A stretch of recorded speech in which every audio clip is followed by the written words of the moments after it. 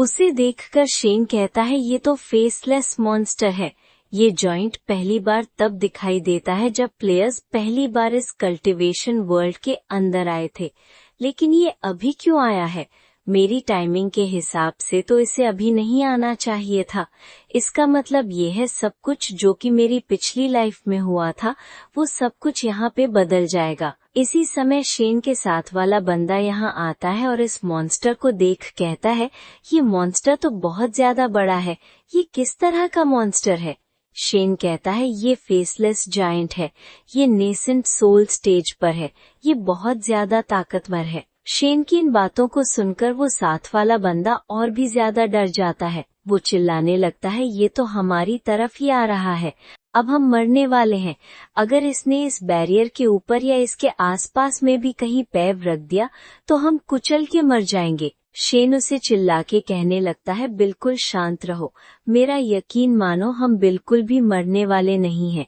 और फिर जैसा शेन कहता है वैसा होता भी है। वो जायंट बिना उस बैरियर को और बिना शेन को देखे उस बैरियर के ऊपर से गुजर जाता है। शेन कहता है जैसा कि मैंने सोचा था, मुझे पता था ये यहाँ पर हमारे लिए नहीं आया है। तभी वो बंदा कहने लगता है लेकिन प्रॉब्लम्स अभी खत्म नहीं हुई है, इस फॉर्मेशन को देखो, इसके अंदर क्रैक पड़ चुके हैं, ये बैरियर किसी भी समय टूट सकता है। शेन कहता है हाँ तुम बिल्कुल सही कह रहे हो, ये बैरियर बहुत ज्यादा कमजोर हो चुका है। मैंने तुमसे कहा ही था स्पिरिट पावर की हमें जरूरत है, उसके बिना ये बैरियर ज्यादा देर तक नहीं टिक पाएगा। शेन के इतना कहने के साथ ही एक साइड से वो बैरियर टूट जाता है। बाहर के साइड के मॉन्स्टर शेन को देख लेते हैं और बहुत तेजी से उस छेद से उस बैरियर के अंदर घुसने लगते हैं। शेन उन मॉन्स्टर्स को देख लेता है और चिल्लाकर कहता है तैयार हो जाओ, मॉन्स्टर हम पर अटैक करने के लिए आ रहे हैं। उन्हें हम दिखाई दे चुके हैं, हमारी लोकेशन का उन्हें पता चल गया है। शेन चिल्ला के बोलता है मैं सच कहता था, जिसका डर था वो हो गया है, शील्ड टूटना शुरू हो गई है। जैसा कि मैंने तुमसे कहा था, इस शील्ड को बनाए रखने के लिए हमें स्पिरिट स्टोन की जरूरत है।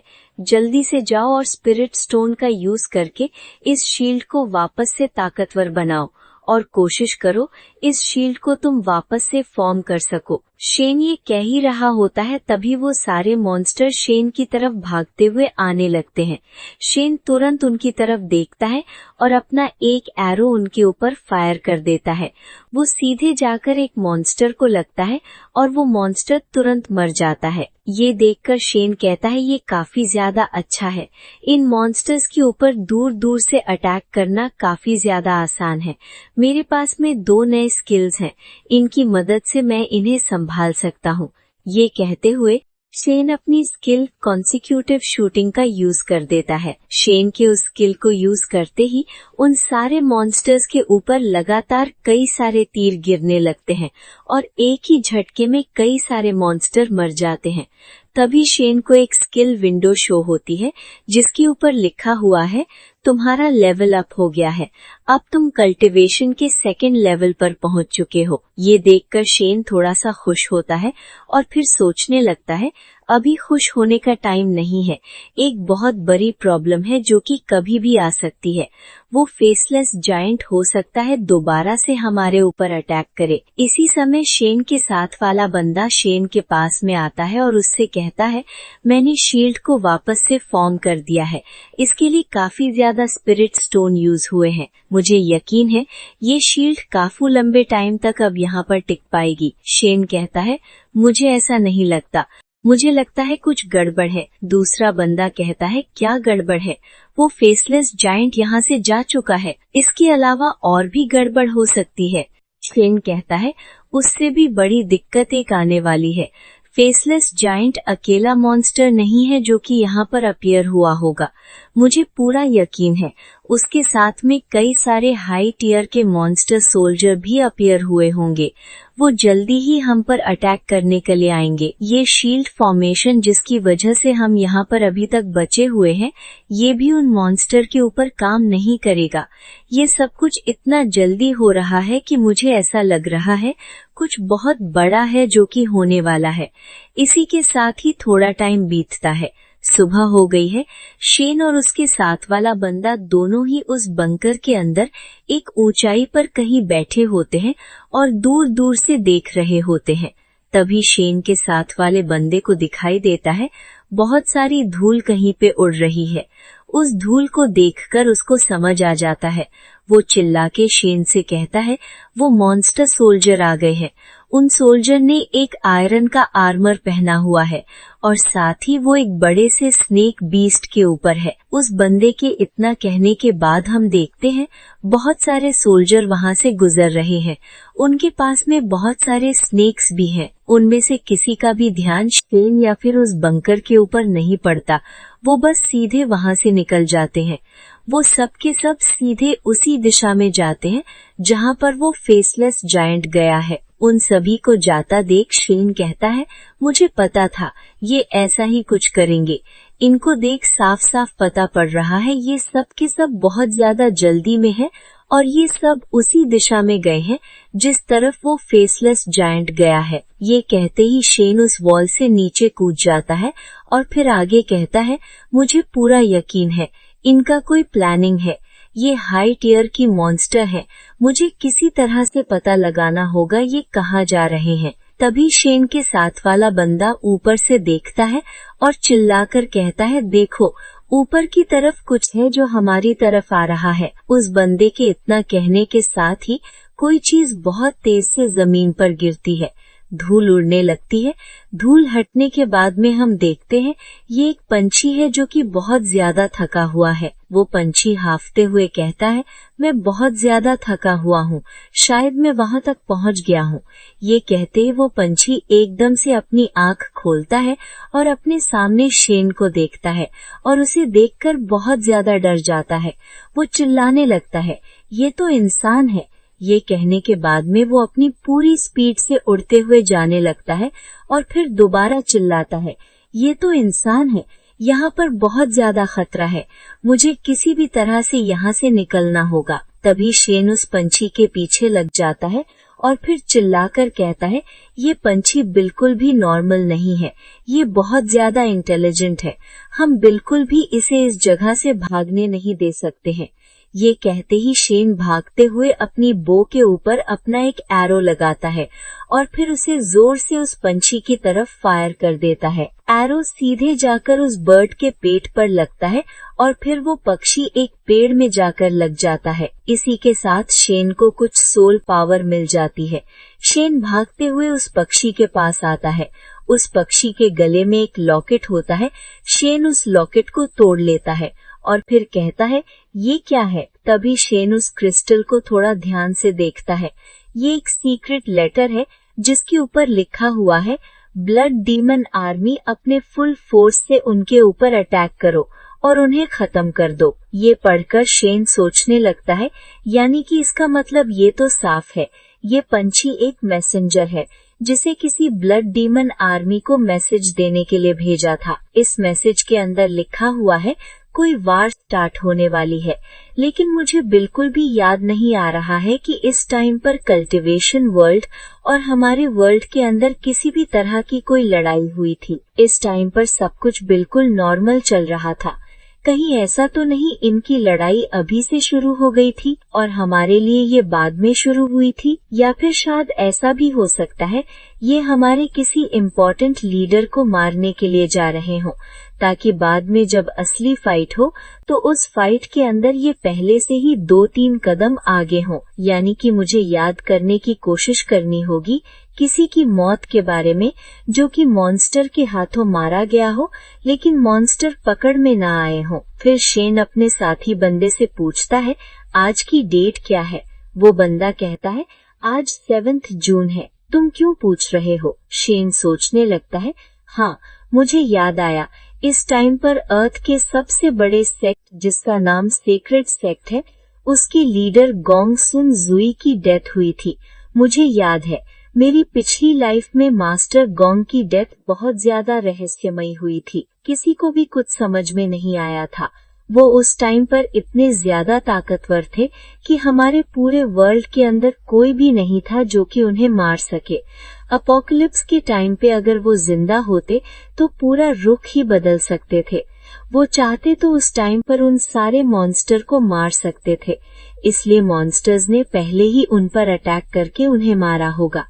अब मुझे सब कुछ समझ में आ रहा है, लेकिन ये समझ के मैं क्या करूं? मैं किसी भी तरह से उनकी मदद नहीं कर सकता हूं। ये मॉन्स्टर्स जो उन पर अटैक करने के लिए जा रहे हैं, ये बहुत ज्यादा ताकतवर हैं। मेरा कल्टीवेशन लेवल अभी ज्यादा नहीं है कि उनका सामना कर सकूं। मैं तो इन मॉन्स्टर्स के सामने भी नहीं जा सकता।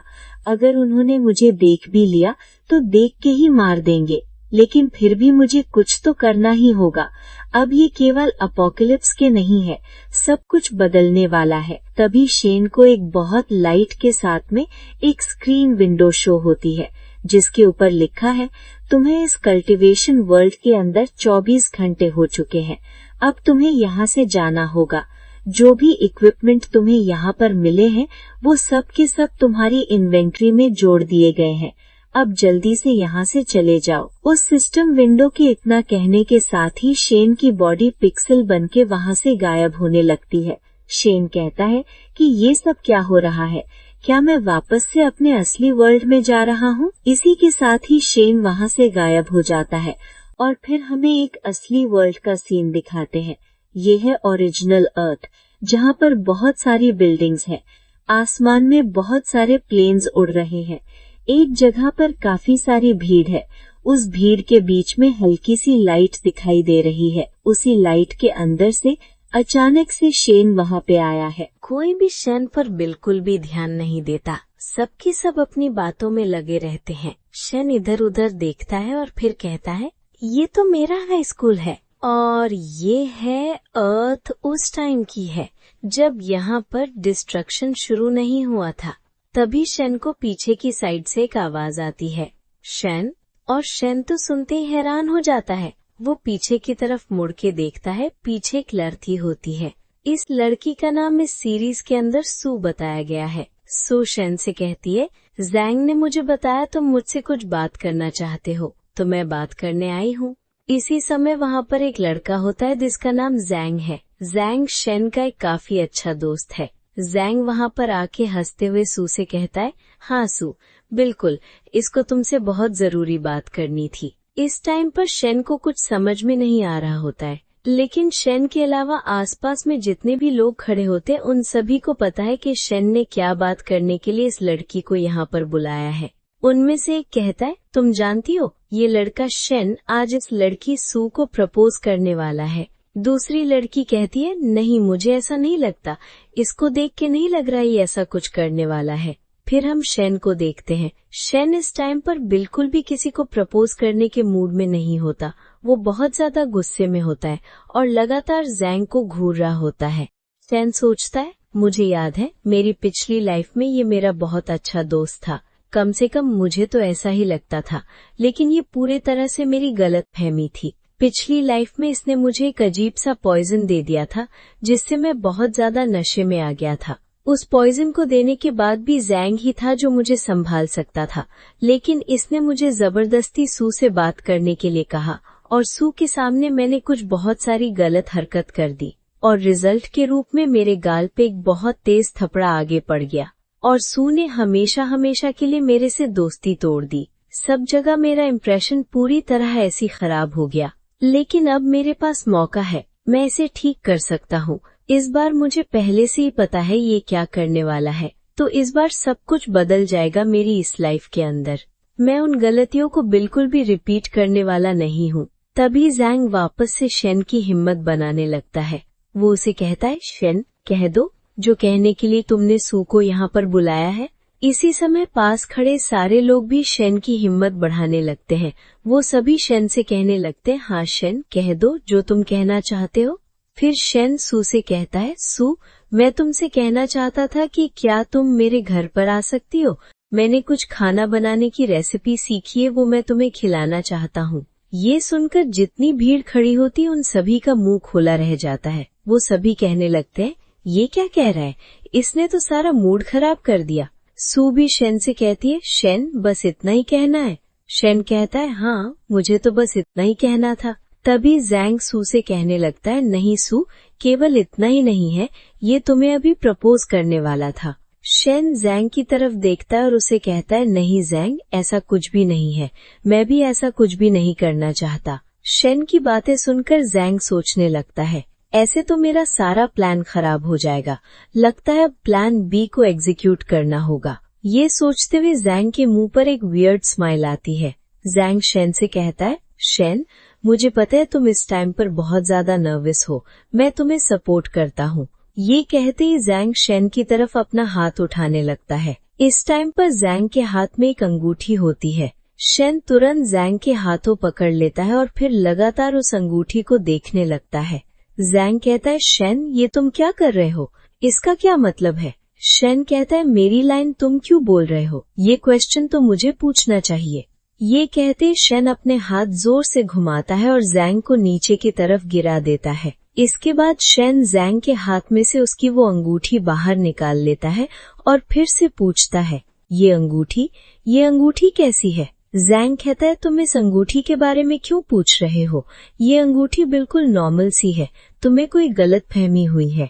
ये सुनकर शेन सोचने लगता है, मेरी पिछली लाइफ में मुझे पता ही नहीं था मेरा दुश्मन कौन है और कौन सही मायनों में सही टाइम पर मदद कर सकता है, लेकिन इस टाइम पर मुझे पता है सू बहुत ज्यादा अमीर है, मैं इस टाइम पर सू के बॉडीगार्ड की मदद ले सकता हूँ। ये सोचने के बाद शेन जैंग से कहता है, जैंग, तुम खुद से कन्फेस नहीं कर रहे, अगर तुम अभी के अभी मेरे साथ में कन्फेस नहीं करते हो तो तुम्हारे साथ में जो कुछ भी होगा उस सब के लिए तुम खुद जिम्मेदार होगे।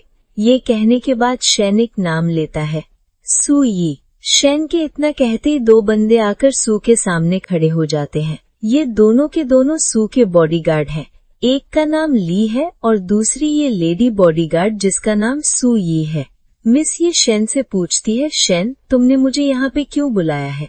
मैंने तुमसे कितनी बार कहा है तुम तब तक मेरा नाम नहीं लोगे और न ही मुझे बुलाओगे जब तक सू के ऊपर कोई खतरा न आए। शेन कहता है, ये सब बातें बाद में होती रहेंगी, पहले तुम इस अंगूठी को देखो। ये कहते ही शेन उस अंगूठी को मिस यी को दिखाने लगता है। उस अंगूठी के ऊपर एक छोटा सा कांटा लगा होता है। मिस यी उस अंगूठी को देखकर चौंक जाती है। ओल्ड ली मिस यी से पूछते हैं, मिस यी, ये क्या है? मिस यी कहती है, ये एक अंगूठी है जिसके ऊपर जहर लगा हुआ है। आप इस अंगूठी के ऊपर छोटा सा कटा देख रहे हैं, ये बहुत जहरीला है। शेन कहता है, मुझे पता था इसमें ऐसा ही कुछ है, लेकिन मैं कंफर्म नहीं था, इसलिए ये अंगूठी मैं पहले आपको दिखाना चाहता था। जिसके हाथ में ये अंगूठी थी वो मुझे और सू दोनों को चोट पहुंचाना चाहता था। अब आपके हाथ में अंगूठी है और वो इंसान भी है जिसके हाथ में ये अंगूठी थी। ये है। ये कहते शेन जैंग की तरफ इशारा कर रहा होता है। जैंग जल्दी से उठता है और वहाँ से भागने लगता है। ओल्ड ली और मिस यी उसे भागते हुए देख लेते हैं। ओल्ड ली तुरंत अपनी स्किल का यूज करते हैं और अचानक से गायब होकर सीधे जैंग के सामने आ जाता है। इससे जैंग बहुत डर जाता है। ओल्ड ली जैंग से कहता है, ये लड़के मेरे पास में आओ, ये लाइफ बहुत मुश्किल है, तुम्हें मैं सपनों की दुनिया में भेज देता हूँ, ऐसे सपने जहाँ पर तुम्हें तुम्हारी डार्क सच्चाई का पता पड़ेगा। ये कहते हुए वापस एक स्किल यूज करते हैं और फिर अपने हाथ को जैंग के सर पर रख देता है और फिर उससे पूछने लगते हैं, मुझे बताओ तुम क्या करना चाहते हो, तुम्हारी क्या डिजायर्स और क्या नीड्स हैं। जैसे ही जैंग सुनता है वो बहुत ज्यादा हिप्नोटाइज हो जाता है। वो कहने लगता है, जो भी आप मुझसे पूछेंगे मैं आपको बताने के लिए तैयार हूँ। ये देखकर शेन कहता है, ओल्ड ली की ये स्काई सिलेक्टेबिलिटी है। सू कहती है, हाँ, उन्हें ये स्किल आती है, वो एक बहुत शानदार कल्टीवेटर है। स्काई सिलेक्टेबिलिटी एक स्पेशल एबिलिटी है जिसे यूज करने वाला जिसके ऊपर ये एबिलिटी यूज कर रहा है उसको हिप्नोटाइज कर सकता है। इस एबिलिटी को यूज करने के बाद में जिसके ऊपर इस एबिलिटी को यूज किया गया है वो हर वो काम करने के लिए तैयार हो जाएगा जिसे यूज करने वाला उसे कहेगा। ये एक तरह से हिप्नोटाइज माइंड कंट्रोल की तरह है। ओल्ड ली इसी एबिलिटी को यूज करते हुए जैंग से पूछने लगते हैं, मुझे बताओ सू के साथ में ये सब करने के लिए तुमसे किसने कहा है, कौन है जो सू को चोट देना चाहता है। जैंग कहता है, मुझे नहीं पता है, उससे मेरी ऑनलाइन बात हुई थी, वो कभी भी मेरे सामने नहीं आया, उसने बस मुझे बहुत सारे पैसे दिए थे। मैं केवल पैसों के लिए ही काम कर रहा था। ये सुनकर शेन सोचने लगता है, अच्छा तो इस टाइम पर ऐसा हुआ था। तो फिर ओल्ड ली जैंग को फ्री कर देते हैं और फिर वहाँ से जाने लगता है और जाते हुए कहता है, इस लड़की को कुछ भी नहीं पता है। तभी जैंग शेन से माफी मांगने लगता है और उसे कहता है, शेन हमारी कई सालों की दोस्ती है, प्लीज इसे खराब मत करो, मैं तुमसे माफी मांगता हूँ, प्लीज मुझे माफ कर दो, मुझ पे भरोसा करो, ऐसी गलती मैं दोबारा नहीं करूँगा। शेन कहता है, तुम पर भरोसा करूं? ये कहते ही शेन एक जोर से लात जैंग के पेट में मार देता है और उसे कहता है, कभी नहीं।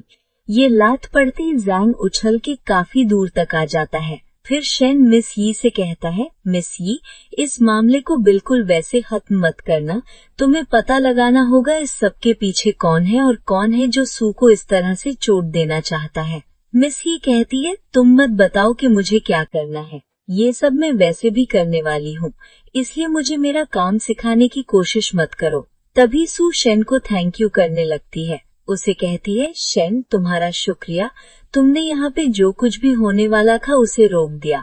शेन कहता है, इसमें कोई बड़ी बात नहीं है, और वैसे भी मैंने ये तुम्हारे लिए नहीं किया, ये सब तो मैंने खुद के लिए किया है। इसी सू तो सोचने लगता है शेन के अंदर काफी ज्यादा चेंज आ गया है। वो सोचती है, शेन बिल्कुल भी पहले जैसा नहीं लग रहा है। इसी समय शेन अपने सिस्टम विंडो के अंदर देखने लगता है और फिर सोचता है, मेरे को सिस्टम विंडो अभी तक शो हो रही है, जबकि इस टाइम पे मैं कल्टीवेशन वर्ल्ड के अंदर भी नहीं हूँ। यानी कि ये वाली विंडो हर जगह पे काम करती है। इसका मतलब ऐसा भी हो सकता है कि मैं कभी भी वापस से कल्टीवेशन वर्ल्ड के अंदर पहुंच सकता हूं। जैसे अचानक से मैं यहाँ पर आया था, वैसे ही अचानक से मैं वहां पहुंच जाऊंगा। इसके अलावा अभी भी एक बहुत बड़ी दिक्कत है जिसे सॉल्व करना बहुत ज्यादा जरूरी है। कल्टीवेशन वर्ल्ड के अंदर मॉन्स्टर्स किस चीज की तैयारी कर रहे थे, वो किस अटैक की बात कर रहे थे, मुझे इस बारे में थोड़ा अच्छी तरह पता लगाना होगा। जैंग नाम की एक प्रॉब्लम वैसे ही खत्म हो चुकी है, लेकिन इससे बड़ी बड़ी प्रॉब्लम्स हैं जो मेरे सामने हैं। पहले मुझे सिस्टम को भी अच्छी तरह समझना होगा कि कब मैं इस वर्ल्ड के अंदर आता हूँ और कब उस वर्ल्ड में ट्रांसपोर्ट हो जाता हूँ। मेरे पास में अब केवल ये सिस्टम ही है जो कि मेरी मदद कर सकता है आगे जो भी डिस्ट्रक्शन या मॉन्स्टर आने वाला है उसे रोकने में।